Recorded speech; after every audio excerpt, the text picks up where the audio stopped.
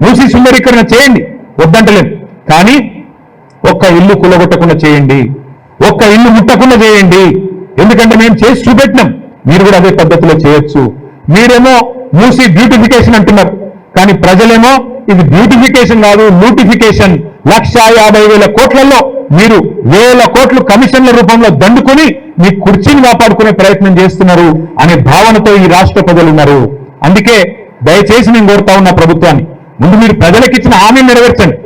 మహిళలకు చెప్పినారు మీరు 2,500 ఇస్తామన్నారు, బడ్జెట్లో డబ్బులు పెట్టండి. మీరు చెప్పారు పెద్ద మనుషులకు 4,000 పెన్షన్ ఇస్తాం 3 రోజుల్లోని, డబ్బులు పెట్టండి. ఈరోజు మార్చ్ 6వ తారీఖు 5వ తారీఖు ఈ రోజు వరకు రైతు బంధు పడలేదు.